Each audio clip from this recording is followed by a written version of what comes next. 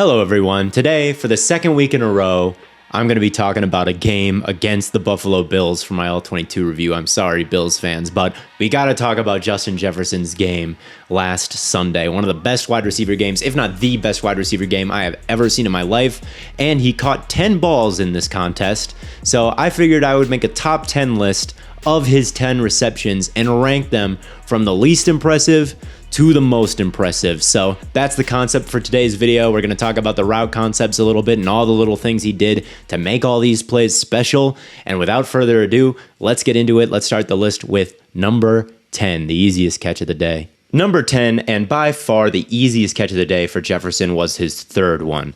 On this play, the Vikings came out in 11 personnel. There's the tight end, there's the running back, but they're not aligned in a typical shotgun formation. They're an empty 3-by-2. So the Bills are matching with two linebackers here to the side that has the tight end and the running back, but it's Jefferson who's in the slot, and that look earns him a one-on-one matchup with Tremaine Edmonds, which is obviously very favorable. Now, the first place Cousins looks is actually to his left because you've got a hitch route versus off coverage here. And if this corner backpedals at all after the snap of the football, that's usually free money. But Dane Jackson is planted right there. He's sitting on this. You don't want to throw it. It's man coverage. So let me go find Justin Jefferson on the other side of the field, who I know is matched up on a linebacker. And Jefferson is not really running a man beating route. It's just a little hitch here, which is bad against man. I think the man beater here is typically TJ Hawkinson running this slot fade, but it's too high, so it's still being capped by a safety. And Matt Milano is not a guy you really want to test because he's one of the best coverage linebackers in the league. So Jefferson does a nice job here, not only settling down, but then breaking outside versus the man coverage so he can catch this on the run. But the Bills do a nice job of tackling, rallying, and this is just a short gain on second and medium that brings up a third and short. Number 9, I have catch number 9, Jefferson's first catch of overtime. And on this play, if you look at the defense, this looks like it could be press man coverage. You've got these corners close to the line of scrimmage, head up on these receivers. And when you get a look that might be press coverage, what do you want to do? You want to run a fade or a go ball on it, something to get vertical and stack these players and get an explosive off of it. But that's what the Bills want you to do, because at the snap of the football, both of these corners flip their hips and start running up field to take away those go balls. But what this does, if you bail that quickly and turn your hips up field and start running up field so quickly after the snap of the football, that gives Jefferson lots of room to settle down or run an outbreaking route. And there's nothing as a corner you can really do in this situation when you have your back turned if this is run with good timing. And that's exactly what happens to Dane Jackson here. He tries to reach his hand out to prevent Jefferson from getting into this break cleanly and maybe give him a little bit of time to flip his hips and close the space. But Jefferson does a really good job of dealing with that potential contact. You got one hand on the elbow. That's a pressure point of Dane Jackson here, pushing it inside. And then he's going to bring his right arm over, almost like a swim move, almost like a pass rushing move. So it's not really much of a hindrance to him. And then when he breaks towards the sideline, he doesn't drift upfield or even straight to give Dane Jackson any kind of chance to work himself back into this play. He works towards the sticks and is able to make a nice catch on the sideline here. Now, it's a great route, and he does a really nice job with Dane Jackson's arm at the end of this play, and it's a great catch on the sideline. But what is really impressive here is the throw from Kirk Cousins. Watch it with Ed Oliver bearing down under pressure, makes the dime throw to the sideline. And this is a great route and a great catch on the sideline, but the way that this coverage was made it pretty easy for Jefferson in comparison to the rest of his catches, and that's why I put it at number 9. At number 8, I've got number 4, catch number 4 for Jefferson. And this is just a great bit of route running against man coverage here, and this isn't press bail where this corner is going to start running backwards upon the snap of the football. Jefferson has to win with a crisp route and a great release. And this is textbook film room teach tape split release from Justin Jefferson here. And what a split release is at the snap of the football, he's going to bring that outside foot forward and plant it, and both of his feet are going to be even here. And that means, depending on what the corner does, he can drive off of his inside foot and stem this route outside, or he can plant off his outside foot and stem this route inside.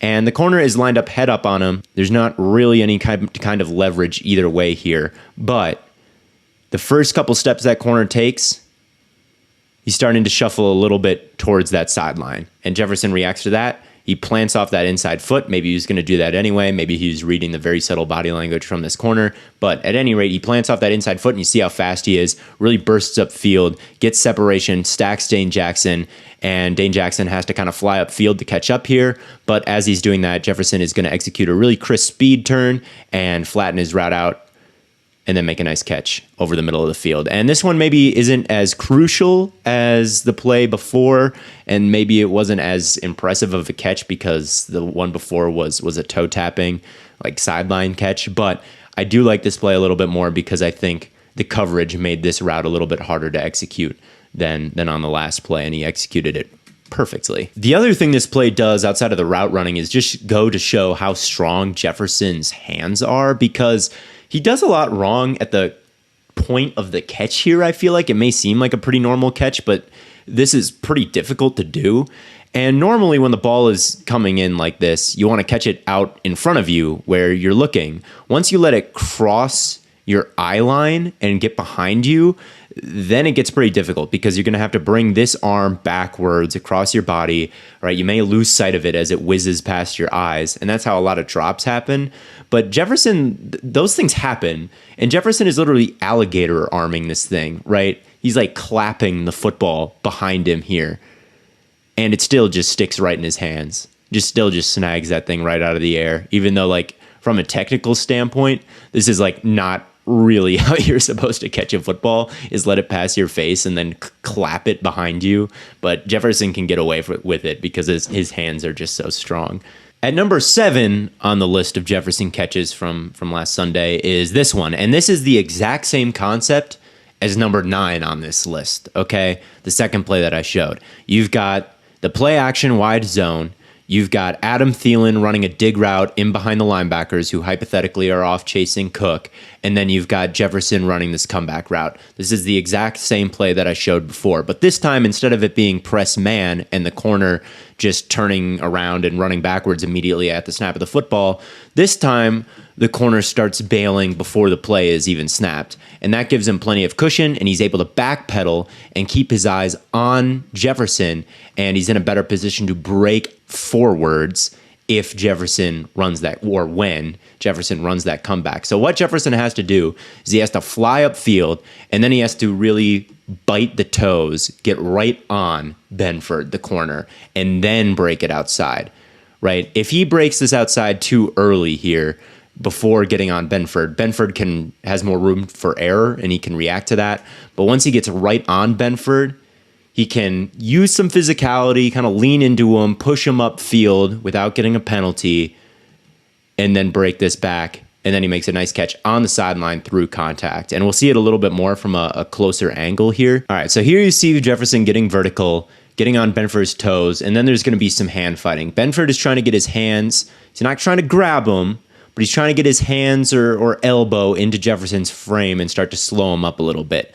Jefferson uses that right arm here to kind of lock Benford's arm, and then he brings it up and just kind of shoulders Benford out of the way here while at the same time he breaks outside. So he's kind of subtly shoving him off here and then breaking in the other direction. And if you can time that up right, if you can sync that up right, it's pretty much impossible to stay with Jefferson if you're the corner.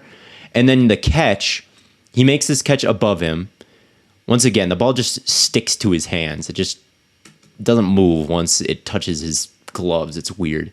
And on this play, Benford would like to, okay, he's made the catch. It's a little bit above him. There's a gap between his arms here that Benford is going to try to reach through and rip the ball out. But Jefferson's got these strong hands, and he just keeps the ball up here.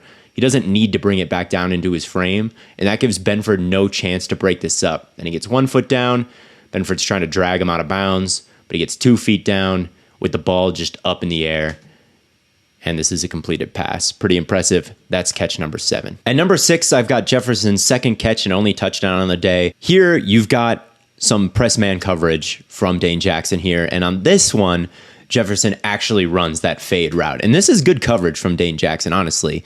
All right, there's the jam. He gets both hands on Jefferson's shoulder and gives him a big old push towards the sideline. And this is a testament to Jefferson's strength, how he's able to withstand that and kind of hold his line up the field. On a weaker receiver or a smaller receiver, a push like that would probably push him too far towards the sideline for there to be enough room for error on the fade, and this play would probably be dead. But Kirk trusts Justin Jefferson to win anyway, even though he's seeing that coverage, and he throws it up there. And Jefferson gets eyes on this football early in the route. Right here, he turns around and locates the football, which is just coming into view. It's this blurry thing on the right side of the screen underneath the Fox NFL logo. From that point on, he is laser focused on the ball. He doesn't care about Dane Jackson pushing and shoving him. He is just going to go get that thing. Now, since Jackson is in phase right on Jefferson throughout this entire route, Jefferson can't really sky and pluck this thing out of the air. That's risky because Jackson is close enough that he could just get his arm in between Jefferson's outstretched hands or get his head around and maybe make the pick.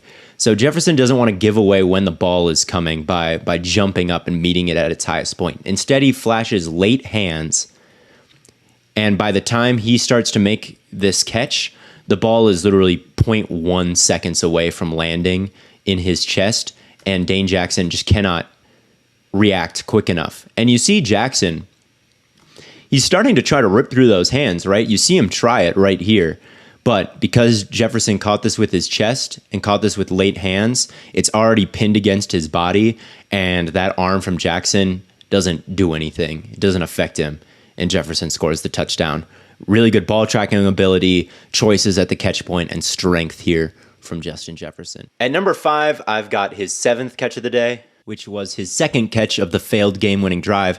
And this is against zone. He's not really beating anybody, but he gets lit up. This is kind of a hospital ball by Cousins. I don't love the throw. I've seen quarterbacks in situations like this put this on their wide receiver's back shoulder and protect that and low and protect them from the hit from the safety. But Cousins puts this high and leads him into contact, and Jefferson still comes down with it. I think this is really good catching technique from Jefferson, and a lot of times people will always say, catch it with your hands, attack the football at its highest point, right?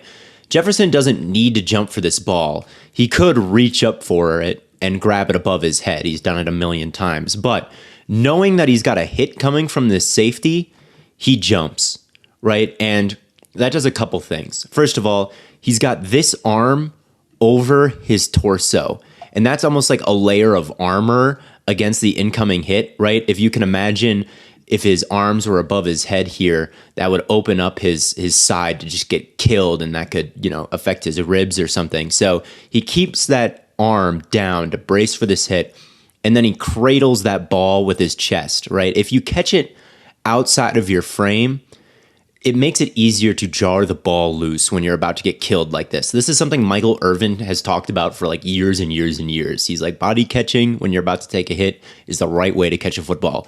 And that's what Jefferson does here.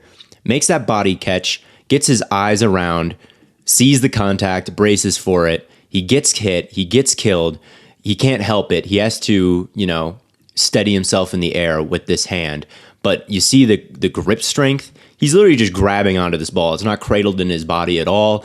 It's not like pinned against his chest. He's just freewheeling with this football out there. And then he hits the ground hard and still manages to hang on to it and get the Vikings inside the 5-yard line. Just a ridiculous catch through contact here, and really good catch technique and hand strength at the point of attack there. At number 4, I've got Jefferson's first reception. This was kind of his only opportunity in this game to create yards after the catch, and boy did he, right? Pirouetting, stiff-arming guys, dragging Dane Jackson away.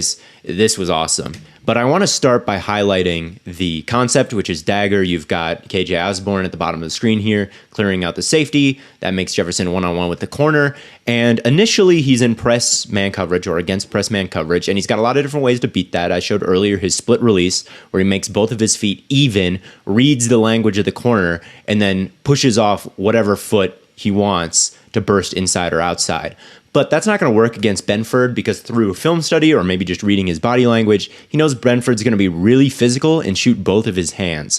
And if you're going to do that split release again, like imagine if his feet were level or even here, that exposes his chest, right? His chest is square with Benford, and that gives Benford a lot of room to shoot his hands, get into his frame, and disrupt the timing of the route. So Jefferson's like, I'm not going to do any kind of special release here. I'm just going to take off as fast as I can. And by the time Benford shoots his hands, like, Jefferson is even with him, and you've just got his side profile, and that's not a lot of surface area to jam here. So Benford's jam misses, right? Jefferson shrugs him off, accelerates upfield, creates some separation, then he cuts inside. You see Benford hooking his arm on Jefferson's elbow, which is probably defensive holding if you really wanted to call it. Jefferson has time to both complain about that and then make the catch. And again, you see Benford coming in for the punch here. So Jefferson catches it with his chest, right? Already pins it to the body by the time the punch comes. He does that all the time in this game. And a bunch of wide receivers would just slide to the ground here and catch this while sliding because you've got the first down, you've got the yards. Like, let's play it safe. Let's just catch this thing, get down, and move the chains. But Justin Jefferson, as he's catching this, plants his foot, ducks, and pirouettes. He's just a playmaker, and he makes something happen after the catch here. You see the stiff arms Lewis into Hawkinson and then drags Dane Jackson for a while, like I talked about. So this is kind of all... This is the whole package in a wide receiver: release, route running, good catch, and yak ability. I mean, that's everything you want right there. Getting into his top 3 plays of the day, we have his final catch, one that put him inside the 5-yard line on the overtime drive. This play is pretty similar to the touchdown in that Dane Jackson actually has pretty solid coverage here, but he can't make a play because Jefferson just gives no indication until the very last second on when the ball is going to arrive and where it's going to arrive. He's looking at it, he's tracking it for a long time, and Dane Jackson knows it's coming because what is Justin Jefferson looking at? But he doesn't know where it is, so he guesses wrong. This is a play that's developing out towards the sideline. He jumps that way, but this ball is actually headed towards the inside shoulder of Jefferson. And this is insane patience and poise for this moment at this stage of the game, right? It's a potential game winner here. In overtime, game of the year. And Jefferson's just like, I'm going to wait. I see it, but I'm not going to jump. I'm going to wait. Still waiting. And now Jackson jumps. And so now I'm going to go get this thing on my back shoulder, make the catch, get my eyes around to the safety, twist the ball away from the safety so he can't punch it out like he tries to do right there. And then get one foot down, bring that other one down in bounds. Cool, casual, poised in the biggest moment of the year. Number 2, I've got the catch that brought him to the 1-inch line. This is so underrated, okay? He's running a slant, good burst inside to get separation. And as this ball arrives, he's probably getting interfered with here. It looks like Benford gets there like a second early and is knocking his hands down before he gets the opportunity to make this catch, but he still makes the catch. On top of that, this ball gets tipped as it's leaving Kirk's hand by Ed Oliver, number 91 here. By the time it's in the air, look at the points. It's sideways. It's wobbling sideways and dying. So it's tougher to track. And Jefferson has to scoop it like an inch off the ground. And while he's getting interfered with, while this corner is draped all over him, Jefferson still comes down with it. It's just an incredible catch. On this play, in between Jefferson's legs, you can see Benford's wrist slapping Jefferson's right hand, barring it from making the catch. And he's scooping this thing in with just his left hand as it comes in a wobbly duck. And he almost wins the game for them right there, right then. And then, of course, at number 1, you've got the play that will go down in history as maybe the greatest catch of all time. The snag on 4th and 15, Jefferson's 6th catch of the day. So talking about a little bit the anatomy of how this works, you've got a flood concept with TJ Hawkinson at one level of the field, Adam Thielen in kind of the medium, if you can call 18 yards medium part of the field, settling down at the sticks, and then Jefferson is running the big corner. And the point is to hold this DB with Thielen's like curl route here, and Thielen makes extra sure that that happens by being really physical with him, and maybe they got away with a little bit of an illegal contact penalty here because he's like pushing him to make sure that they get Jefferson one-on-one with this safety, and Jefferson just had better ball skills in this moment. It's an incredible catch, man. I mean, there's a lot of wide receivers who don't even put themselves in this position, and the catch has hardly even started yet, right? To track that football and to just launch yourself backwards and put your hand on it behind you. Like, that's intense coordination, ball tracking ability, body control, just to get yourself in this position.